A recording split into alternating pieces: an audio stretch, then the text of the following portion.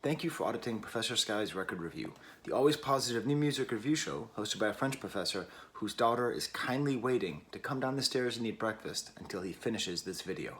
Pressure is on. Speaking of pressure and of parenthood, I'm going to be reviewing the album No Pressure by Logic. And I've never reviewed a Logic album before, and I've never even heard one. And it's kind of funny because this is his conclusion. This is his great, I've been recording albums for 10 years and now I'm done to go be a dad. And here's my magnum opus. I'm going to talk about my old stuff, talk about my new stuff, and share it with you, my super fans. And I've never heard him before. I've obviously heard of him. The way that I heard of him was from a student of mine. Now, every once in a while I get these students, and I really appreciate them. They'll take one of my classes that I teach in English. In this case, it was my class on rock and hip hop, and he followed me into taking a French class, I think because he just liked my style. But the main thing was that he loved hip hop, and he would always just tell me, you gotta hear Logic, you gotta listen to Logic. And, you know, really cool kid, and you would always wear a Bobby Tarantino sweatshirt, and for some reason, I was kind of an idiot. I didn't listen to Logic, even though I usually listen to my students' requests or suggestions, because usually students know a lot more than professors do about what's happening in the world, at least culturally. But I just didn't. And I came to realize, upon listening to this album, that I was just biased. I saw that at the time, I thought he was just another white rapper. And I've had multiple students since then tell me about Logic, and most of my student populace are, you know, white working class students from upstate New York. And so I just kind of thought, oh, is this just a rapper who does what rappers does, but he's white and therefore white people can like him? First of all, this was wrong and racist on many counts. Apparently, his father was black and his mother was white, so he considers himself black and he's accepted as such. So whatever I said, whatever I thought was terrible and dumb and racist. And then beyond that, just dismissing my students' interest is also the mark of a real ignorant person. So I apologize, but hopefully my students watching me now being like, oh my God, I'm the guy who told him to listen to Logic and he's finally doing it. It's not all my fault though.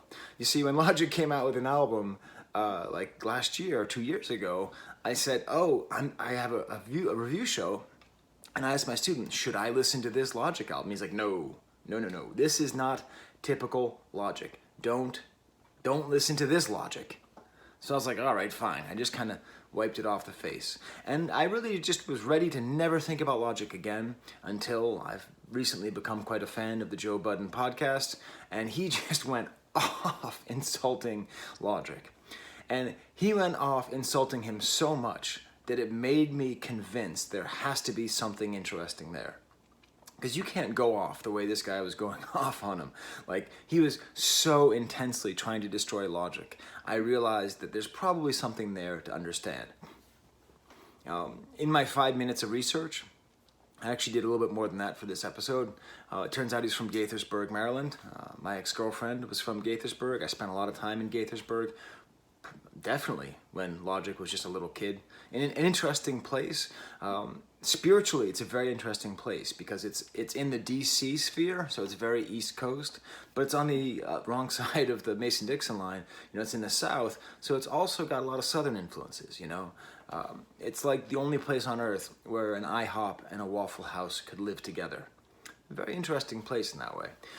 So I'm excited about that, but the problem is, whenever I've tried to listen, whenever I took my students' advice and just pressed play for 10 seconds, there was just something to his voice, something to his flow I didn't like. It wasn't just my irrational bias against white rappers, which I've had to come to terms with that, right? I want to make that clear. As somebody who studies French rap music, white rappers are just a part of French rap, and I accept them completely.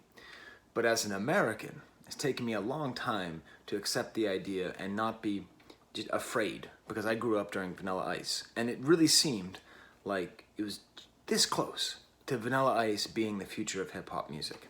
But anyways, that doesn't apply to Logic here anyways. So let's get into the review, okay? There was a point in the second song where I said, okay, I want to review this album. Now, the intro is quite interesting, actually. It has Orson Welles, You'll see an Orson Welles book behind me, his interview with Peter Bogdanovich. Great book. And it's got this amazing sample from Orson Welles, and it's cut up with Logic talking. And as a film fan, I'm very happy. I mean, earlier this year, we had Eminem sampling Hitchcock. We now have Logic sampling Orson Welles. The distinctive voices of auteur cinema appear to be making a huge stamp on hip-hop music. And it's great, and it's done really well, because he takes Orson Welles' voice and then cuts it up and then inserts his own details. Nice kind of, almost like early 90s jazzy style production on it, like the beat. It's very witty and it's very well done. Then we get to the track Hit My Line, and I'm approaching the point where I decided I'm definitely going to review this album. Not only that, I'm approaching a moment in this album where I decided that I love Logic, just for one choice. Now the song in general is pretty cool. The whole album feels very inspired by early Kanye. Like this is very old Kanye, especially the inspirational mode of like his songs about lights and making it, and the upbeat, happy Kanye in the flow and the production seems to be the dominant force in this album. And the singing on here, it's kind of emo, it's okay, very strong drum sample. There's a weird thing where it keeps rapping about having a message, but I don't know what that message is. And then the moment comes. They sample the word message. Okay, so there used to be a lot of movies in the 90s called hood movies. That was the genre, popularized by A Menace to Society, Boys in the Hood, and there was an amazing parody movie. Sorry for the cut. I hate editing movies. I hate editing my videos, but my son came upstairs and I had to help him print out some geometry worksheets. He's trying to skip a grade in math. I only give you these little details because they're going to be essential for my appreciation of this album. So, I was talking about hood movies, right? Like these movies that came out by African American directors talking about life in the inner city of America in the 90s. And they were great and they were important, and they were as important as hip-hop music for sort of showing the world what was actually happening, what was the actual result of Reaganomics, right?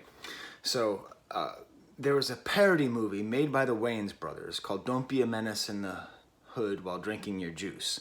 And it was this not a particularly good movie, actually. It's not that funny. But there's one hilarious thing, which is whenever somebody delivers a really heartfelt message, right? Like, that's just what it's like growing up in this country, man. Just growing up without a father. We're hopeless.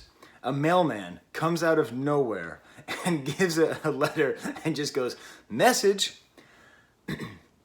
This kind of mixture.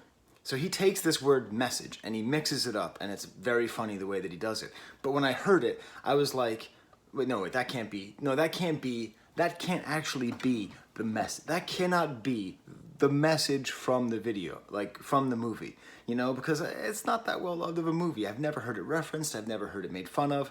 So the fact that Logic was able to do these two things, take Orson Welles' very high culture, and Don't Be a Menace, very pop culture, and get these great obscure references and put them together, made me realize, okay, Skye, whatever you feel about his flow, whatever it is about his flow that you don't like, and I am going to get to that, whatever that is, you just have to let it go, because he has something here that is really special. He is doing something really fun, interesting, and ultimately important with hip-hop. So, his nickname for himself is Bobby Tarantino, at least according to my student's sweatshirt in one of his previous albums. And I think that kind of works, because that's what Tarantino does as well. He takes very sophisticated references and very simple references and mixes them together. Except in hip-hop, you don't have references, you have samples. Which goes into my general thoughts about the album. I'm now going to give them here. The production is really solid, and I think it's really solid because of the emphasis and the reliance on samples. Samples have been going out because now you just have to pay everybody. It's really hard to make money if you sell samples. We're already streaming. How do you make money off of, there's a very small pie and it just keeps getting divided, and sampling is another way to lose money, right? So it's terrible. It's terrible for the artwork of hip hop, and I actually watched a little bit of interview that he did, and he talked about that we're like losing a conversation between the past generations and the previous generation, all because of copyright law. So what that interview showed me was that he is extremely self-aware, and that the samples on this album are very conscious. And he's also making the whole album, I believe the entire album is co-produced in part or in whole by No ID, one of the great hip-hop producers of all time, probably top 10. Definitely top 10. He worked a lot with Jay-Z and with Kanye, and he's on here and he's producing it, and he's making an album that's sort of like a throwback album. Like a throwback album to before the dark times, before the trap took over. Part of the reason that trap took over, part of the reason that simple, kind of dumb, melodic lack of innovation takes over hip-hop is because they're moving away from samples, because they don't want to divide 1/10 of 1 cent in half, right? So this album is gloriously free of the bad musicality of modern hip-hop. Mind you, the bad musicality of modern hip-hop can often produce good music, but it's just so much samples, so well done, put in really nicely. Thematically, the album is insanely cohesive, and it's quite new. It seems to mainly be about the themes of parenthood. He's a new father, and he raps about it most of the time. He raps about being a dad the way Griselda raps about selling crack.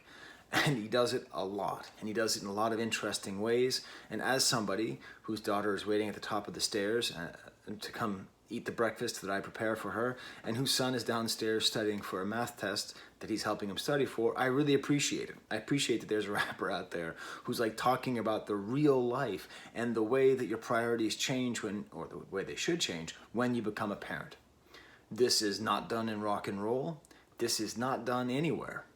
This is just done in hip-hop. And it's not done often in hip-hop, but it's a wonderful thing to be done. There's also a lot of talk about how he came up and sort of the meaninglessness of fame. And then, unfortunately for me, there appears to be a ton of references to his earlier work. Like, this is his great retirement party. And so he's like, oh, remember back on that album that I released that you didn't hear when I said this thing? No, I don't remember. But it doesn't really matter because the rest of the album is so cohesive and so coherent. His flow is not good. That's a problem I have. And that's a weird thing to say because it's not that his flow is like bad, but it's overworked. I'd say that all the way throughout. There's something about the way that he raps where I love his words, I love his wit, but just the way he puts them together, it could just be the tone of his voice. There's something about it I just don't quite like. And that's mixed in with the fact that his sort of neutral tone, like whatever makes logic, is hard to find because he spends so much of the album either quoting other rappers or like imitating their style. He really is a lot like Tarantino in that way. You know how like Tarantino will make a movie and be like, well, this is my Western movie, and then he like looks like a lot of Westerns. This is my gangster movie that looks like a lot of Hong Kong directors. It is hard when you're listening to somebody who's so consciously borrowing from other people to figure out where's the there. Ultimately, though, what makes this album so great is it does something that hip-hop, it doesn't do it very often. Maybe 1 song out of 10 will ever do this, but it's relatable positivity. Now, in terms of hip-hop history, there's probably only a handful of songs that have ever done this. But what I mean by that is that it's positivity that is not preachy. It's the positivity of I, not the positivity of we. So hip-hop is primarily an I-based genre, right? It's pretty simple to understand that it's any group, be they white, black, male, female, straight, gay, whatever, any group that feels disenfranchised, that feels unlistened to, that feels squashed, hip-hop gives them a way to express themselves and to be heard, right? Hip-hop does that better than any other music ever has, presumably ever will. In order to do that, most often, you talk about myself.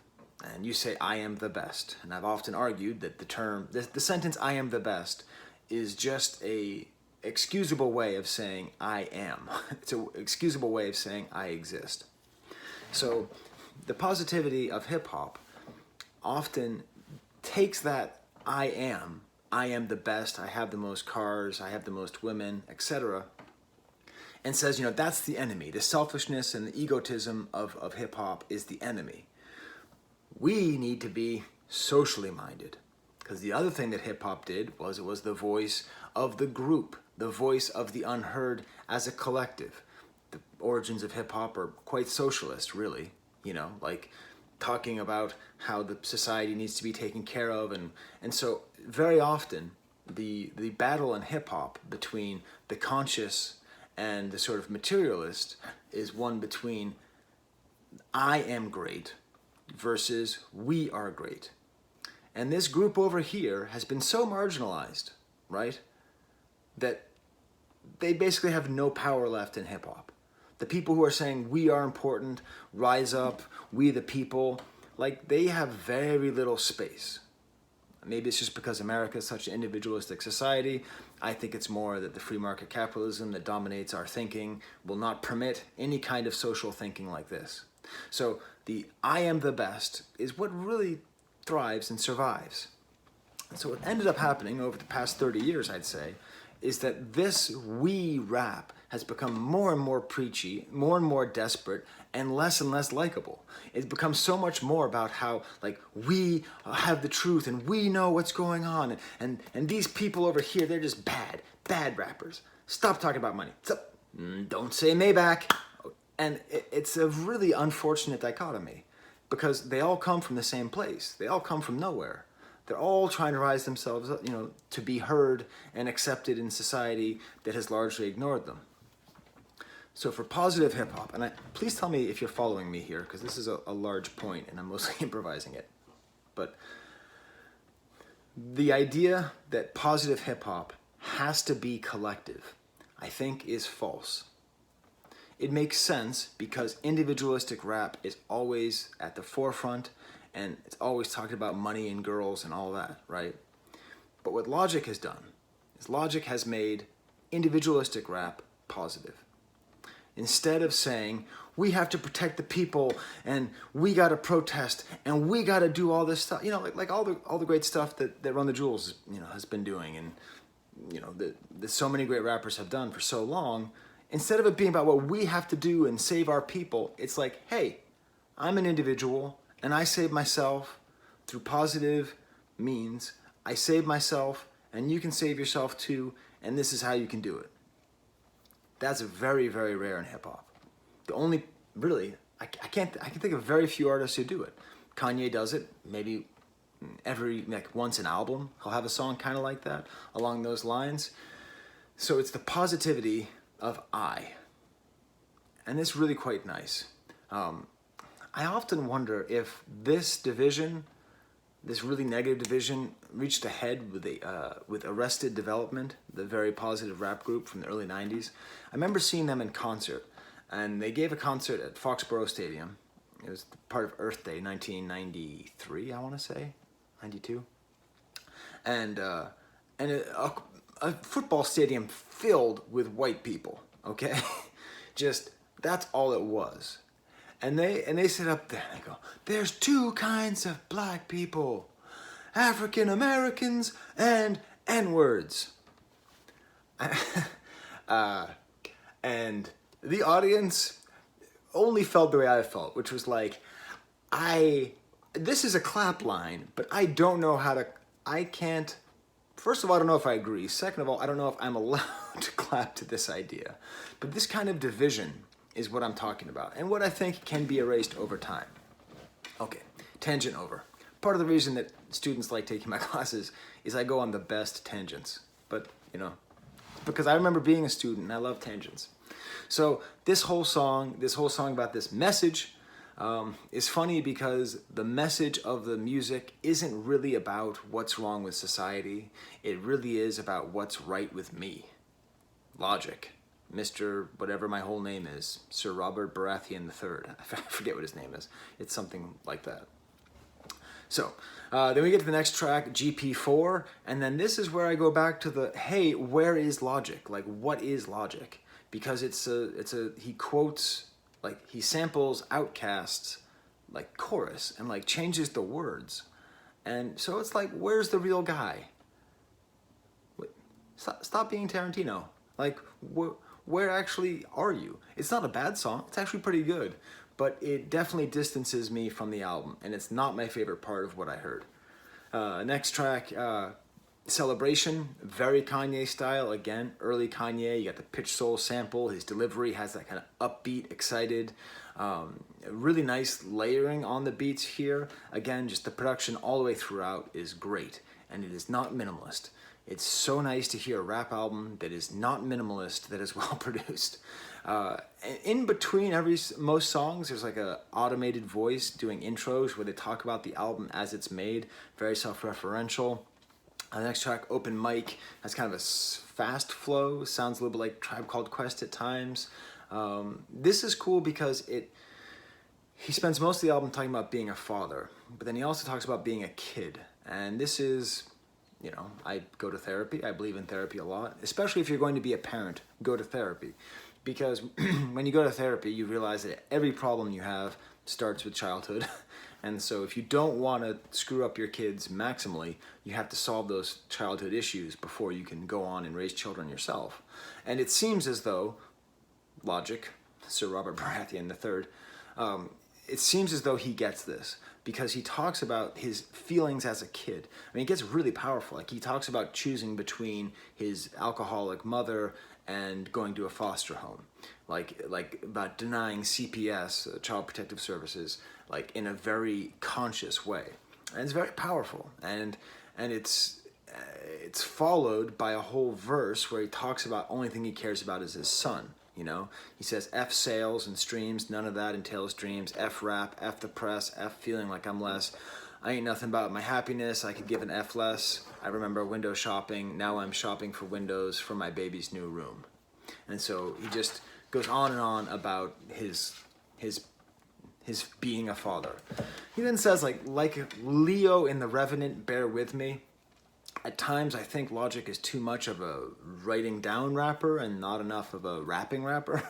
And this is maybe where his flow goes, because I'm like Leo in The Revenant, bear with me. It's super clever, super witty, but it doesn't really say anything. And it's not that clever to actually, I don't know, it's not. Next track, Soul Food 2. I've never heard Soul Food 1. This whole album is filled with that stuff, like references to things I've never heard. Really nice samples all the way throughout. The second part of this track actually takes a woman talking and then cuts that up and makes that into a sample. This album is sort of a masterclass in sampling, and it's been a long time since I've heard an album like that.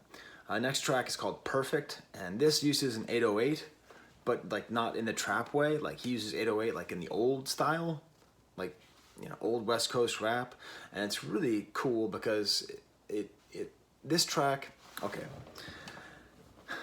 this album, I think you have to listen to in conjunction with Chance the Rapper's last album, The Big Day, or The Perfect Day. The Big Day? I think it was called The Big Day. Because both of them are very much rappers who are young, but heading towards middle age, who realize their life is positive, so they don't have to keep rapping about being negative. And this track, Perfect, reminds me of the song Hot Shower off of Chance the Rapper's album. Because Hot Shower is the best track on Chance the Rapper's album, but it has nothing to do with the thematics of being happily married, which is what the whole album is about. So in a way, it's like this track, Perfect, feels like a little break from the heaviness and the weightiness and the intelligence of the whole album. Samples Street Fighter 2. Okay, listen, a lot of people have sampled Street Fighter 2. Perfect! I think actually Kanye did it first. But then they also sampled the Fire. So, you know, he goes one step further. Man I Is the next track. I like it. It's good. Again, it's about what is it to be a man, what is it to be a father. Again, I wonder, where is the real logic? It's kind of like Southern style rapping. He samples some chopped music from the early 2000s. This cool kind of like a laid back guitar. He just kind of keeps jumping, though, in between styles. One thing I will say is that the instrumental at the end, he just lets it ride for a while. And that's really nice, because there's a lot of words in this album. A lot of words in this review. He just lets it go. And then we get to my absolute favorite track on the album, Dad Bod. Here, he sounds a little Kendrick-like in his rapping, but it's just about, and he makes direct reference to Chance the Rapper, making it very clear that he loves his wife. It's kind of a blend, like, instrumental part, a good drum beat. But then he has this verse. And this is the verse which I will be infinitely thankful to Logic for. Because he describes being a new father in American society just perfectly. So I'm going to read you most of this verse. I'm going to read it like Orson Welles. I can't. Have you ever actually even tried to imitate Orson Welles? He has such a beautiful voice, you can't even imitate it. Goddamn, I already had a hard life once. Am I supposed to recreate it every album for you? Lunts. Okay, you want to hear about my everyday? I wake up, I wake my son up, then I feed him. Then I lead him to a car seat. Drive up the street, down to Target. Don't do hard drugs or beat my wife, but the paparazzi still want to start S-word. I don't answer their questions, I leave them in the dark. Then I walk through the automatic doors. Driving to Target with a baby is something I have done 30,000 times in my life. This is banal, but it's true. And Logic is very good at communicating the banal but the true. A couple fans spot me, I ain't on tour, I ain't trying to ignore her, but I head to aisle 4 because my drawers stank as F. I need some new drawers. This is a good example of the fact that he's not always a great rapper. Like, what he's rapping about is so interesting. But he, like, rhymes drawers with drawers. It's not, like, there's a lot of weak points to this verse. This verse, which is one of my favorite verses in the history of hip-hop, based on my experience in life and how it reflects it, is actually weak in a lot of different ways. Then I spot some more fans. Stan hella hardcore, can I have a picture? Asking for a pic, and I say sure. Scratch my dick and shake his hand. Shaking uncontrollably, he tells me I'm the man. Now I'm headed to aisle 3 for some Bounty paper towels. I also grab some wet wipes to clean the S from my bowels. Which is, you know, bowels and towels. Bismarcky made that rhyme on Toilet Stool Rap on his underrated I Need a Haircut album. But in general, that's a pretty weak rhyme. But it's in the context of getting paper towels at Target, which is 100% the reality. Kind of keeps on going, talks about, you know, a really hot girl walks by with a fat ass, but I'm just wondering if Hefty really holds the most trash. This kind of daily life stuff that he's talking about is great because he puts it in the context of his retirement. He's retiring for this. This is why he's retiring. He's retiring because he wants to go to Target and get paper towels, because he knows the truth about life that most people don't understand. And some other point in the album, he talks about people's existing and not really existing. You know, I'm a professor. I legitimately am a professor, and I'm also a pretty good academic. And I was on track to potentially be a great academic, like a great intellectual in the 17th century theater sphere. Okay, 17th century French theater. If I really played my cards right, I could have been one of the greats. But early on, I realized I didn't want that. I actually didn't want to put in the kind of time it takes to be one of the great 17th century intellectuals. And instead, I wanted to spend more time playing with my kids. And that was it. I was like, you know, I want to coach Little League, so I'm just not going to write a book about the themes of centralization and the way that it infects the usage of metaphor and metonymy and the plays of Corneille. I'm just not going to do that. Like, I could do that, and it would be cool if I did it, and it would be important. But I'm not going to do it. I'm going to go to Target, and I'm going to buy paper towels, and I'm going to get a job at a great college, but not Yale. I interviewed at Yale. I didn't get the job. But, you know, I'm not at some great college. I'm not some giant intellectual. But it was because of this choice. And Sir Robert Baratheon III, Logic, is explaining this choice very clearly, saying, Ambition is nothing. The human connection I feel with my family is everything. And surprise, that's the truth of all human life. I say that as I'm making my poor daughter way upstairs. She doesn't even have her phone. I did leave her computer, so she's probably watching The Office or something. I'm going to go through the rest quickly so I can get some food for her. But this is a real highlight. Dad bod, have a listen, especially if you're a father or a mother. Especially if you are like me and you have put human connection above ambition. Thank you, Logic, for making this album. This is one of the great anti-capitalist albums of all time without ever actually saying anything bad about capitalism. Because the dreams of capitalism, the thing that if you just get rich and famous enough, you'll be happy, is a joke. The only way to be happy is to be like Logic and Chance the Rapper. And I'm sorry to all of you who don't like it because it doesn't make as good music as The Struggle. Next track is called Five Hooks, has an interesting kind of skit about complaining not being able to clear samples. This quotes Kanye as well, like directly quotes Kanye. The beat's a little bit too chopped for my place.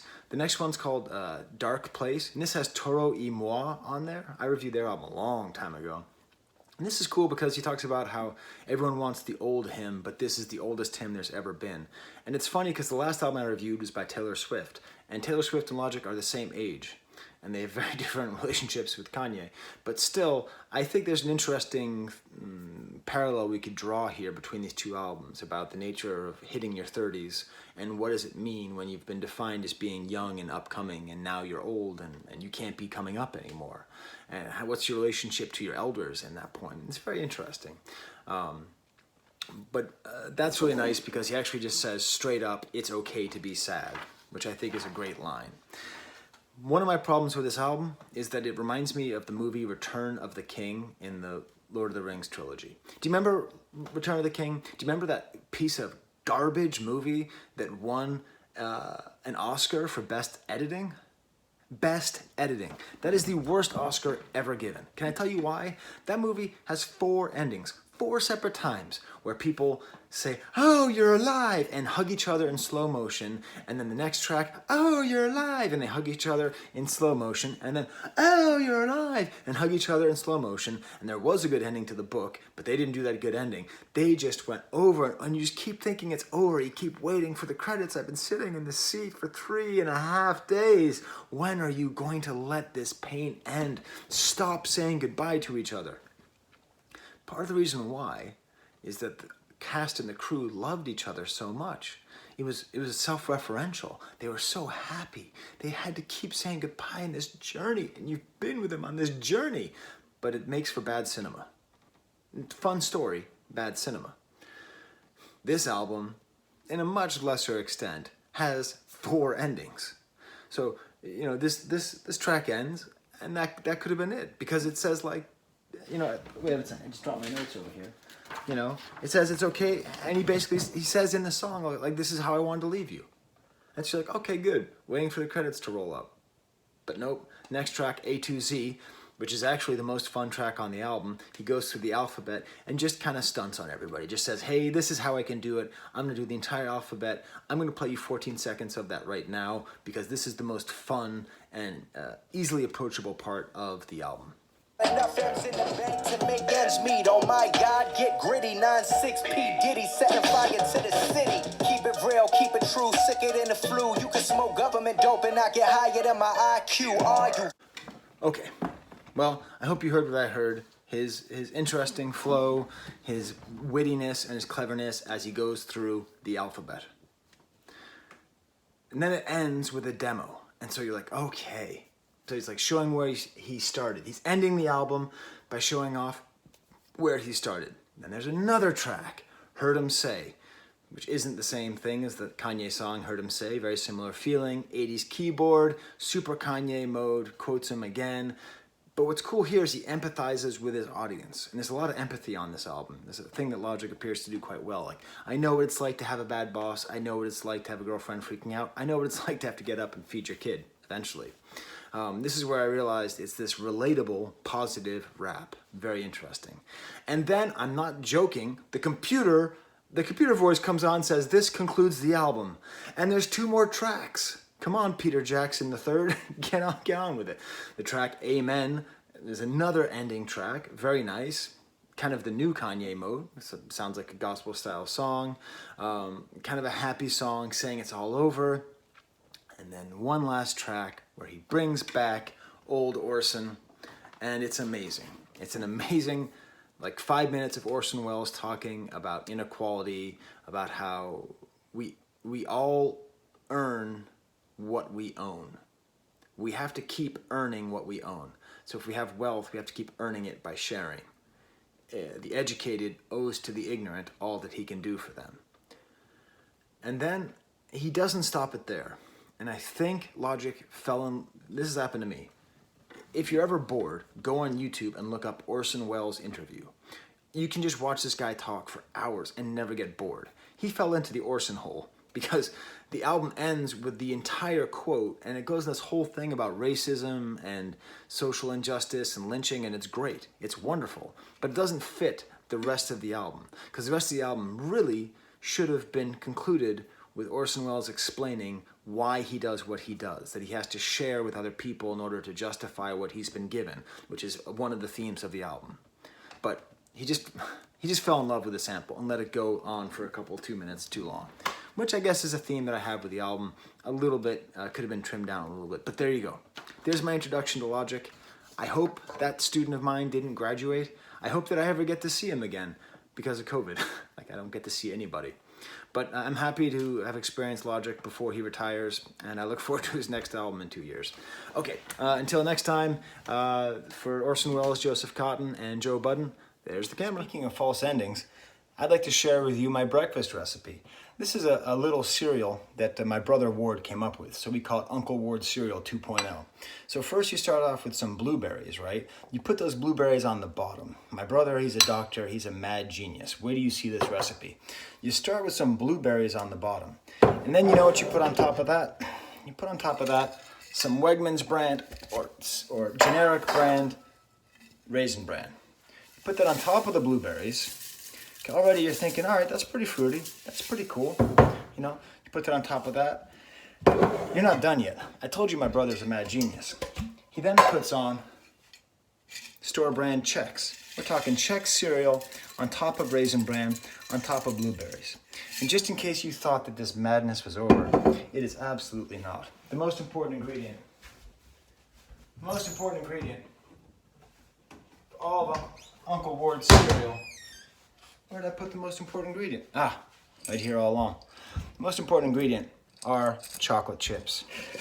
Dr. Mrs. Payne puts everything in jars. You put some chocolate chips on top of the Chex. And then you have official Uncle Ward Cereal 2.0. You ready for breakfast?